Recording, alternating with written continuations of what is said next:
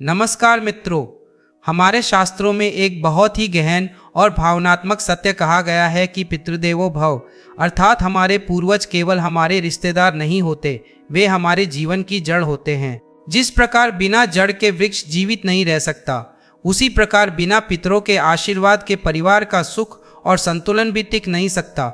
इसलिए सनातन धर्म में पितरों को देवताओं से पहले स्मरण किया गया है। श्राद्ध, तर्पण और अमावस्या जैसे कर्म इसलिए बनाए गए ताकि हम अपने पूर्वजों के प्रति कृतज्ञ रह सकें।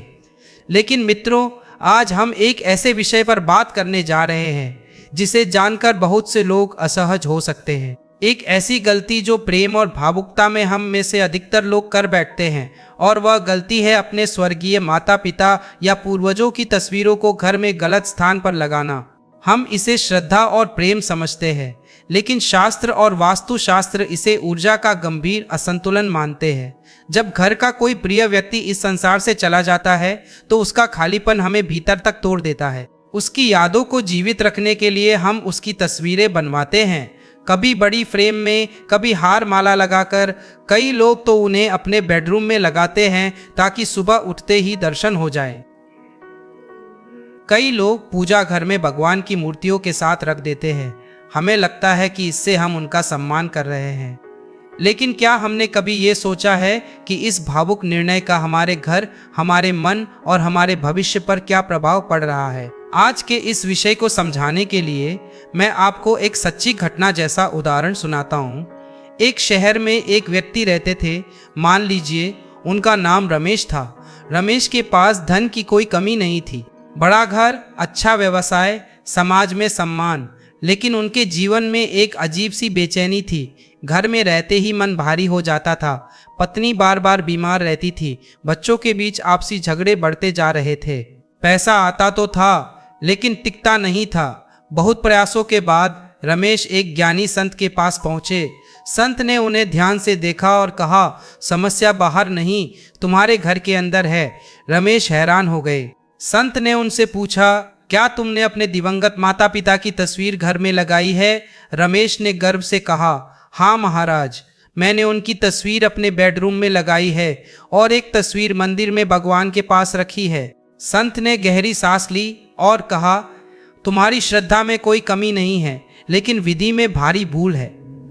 यही असंतुलन तुम्हारे घर की शांति को खा रहा है। मित्रों, शास्त्रों के अनुसार देवताओं का स्थान सत्वगुण का होता है। मंदिर में प्राण, चेतना और जीवन ऊर्जा होती है। वहीं पितर सूक्ष्म लोक की यात्रा पर होते हैं। उनका स्मरण आवश्यक है, लेकिन उन्हें देवताओं के आसन पर बैठाना उचित नहीं माना गया। जब हम भगवान और पितरों को एक ही स्थान पर रखते हैं तो न देव प्रसन्न होते हैं और न पितर। इसका परिणाम घर में रुकावट, तनाव और स्वास्थ्य समस्याओं के रूप में दिखता है। वास्तुशास्त्र यह भी बताता है कि हर चित्र अपने साथ एक विशेष ऊर्जा लेकर आता है।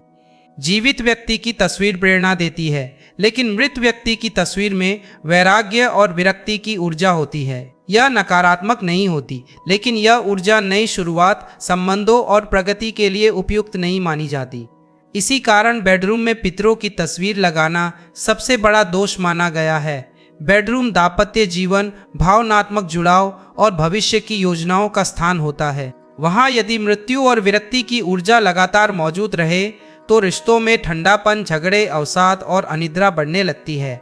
कई लोग बताते हैं कि उन्हें नींद में डरावने सपने आते हैं या कमरे में किसी के होने का आभास होता है। ये सब अवचेतन मन पर पड़ने वाले प्रभाव के संकेत हैं। बच्चों के कमरे में तो ऐसी तस्वीरें बिल्कुल नहीं होनी चाहिए। बच्चों का मन बहुत कोमल होता है, वे जीवन की शुरुआत कर रहे होते हैं। भारी और विरक्त ऊर्जा उनके आत्मविश्वास, पढ़ाई और मानसिक विकास को प्रभावित कर सकती है। अब प्रश्न उठता है कि यदि हम अपने माता पिता या पूर्वजों की तस्वीर लगाना चाहते हैं तो कहाँ लगाएं? शास्त्र इसका स्पष्ट उत्तर देते हैं। पितरों की दिशा दक्षिण मानी गई है। दक्षिण दिशा के स्वामी यमराज हैं और यह दिशा पितृलोक से जुड़ी हुई है।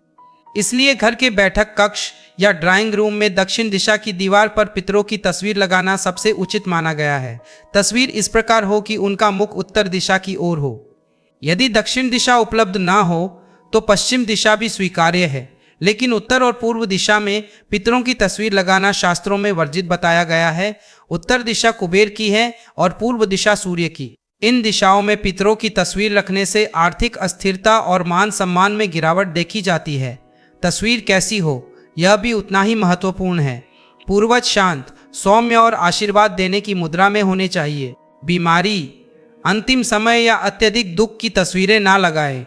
बहुत जोर से हंसती या पार्टी की तस्वीरें भी उचित नहीं मानी जाती। संतुलित और गंभीर छवि सबसे उत्तम होती है। एक और बड़ी भूल जो लोग करते हैं वो है जीवित और मृत व्यक्ति की संयुक्त तस्वीरें लगाना, जैसे परिवार की पुरानी फोटो जिसमें कोई पूर्वज गुजर चुके हों और बाकी सदस्य जीवित हों। ऐसी तस्वीरें दीवार पर नहीं लगानी चाहिए। इन्हें एल्बम में सुरक्षित रखना ही सही होता है। घर में बहुत अधिक पितरों की तस्वीरें लगाना भी उचित नहीं है। घर संग्रहालय नहीं है। एक या दो चुनिंदा तस्वीरें पर्याप्त होती हैं। अधिक तस्वीरें घर के वातावरण को भारी और उदास बना देती है। तस्वीरों की साफ सफाई भी बहुत ज़रूरी है। धूल जमी हुई, टूटा हुआ फ्रेम या सूखी माला अत्यंत अशुभ मानी जाती है। यह पितरों का अपमान भी है और घर में दरिद्रता को आमंत्रण भी। सप्ताह में एक बार तस्वीर साफ करें। माला चढ़ाते हैं तो अगले दिन उतार दें। टूटी या धुंधली तस्वीर तुरंत बदल दें। अंत में एक प्रश्न जो अक्सर पूछा जाता है, क्या पितरों की तस्वीर के सामने रोज पूजा करनी चाहिए? उत्तर है संतुलन। पितरों के लिए अमावस्या और पितृपक्ष विशेष हैं। रोजाना केवल स्नान के बाद दक्षिण दिशा की ओर मुख करके हाथ जोड़कर स्मरण करना पर्याप्त है। भारी पूजा, घंटी या रोज धूप दीप करना आवश्यक नहीं है। पितरों को बंधन नहीं, मुक्ति चाहिए। मित्रों, पितर हमारी नींव हैं। जब नींव सही स्थान पर और सम्मान के साथ रखी जाती है तभी परिवार रूपी भवन मजबूत बनता है। आज ही अपने घर का निरीक्षण करें। यदि कहीं तस्वीर गलत स्थान पर लगी है तो श्रद्धा और शांति के साथ उसे सही स्थान पर स्थापित करें। आप स्वयं अनुभव करेंगे कि घर का वातावरण हल्का होगा, मन शांत रहेगा और रुके हुए काम धीरे धीरे बनने लगेंगे। इस ज्ञान को केवल अपने तक सीमित ना रखें, इसे उन लोगों तक भी पहुंचाएं जो अनजाने में यह गलती कर रहे हैं। यही सच्ची श्रद्धा है और यही पितरों के प्रति सच्चा सम्मान। आपका दिन मंगलमय हो।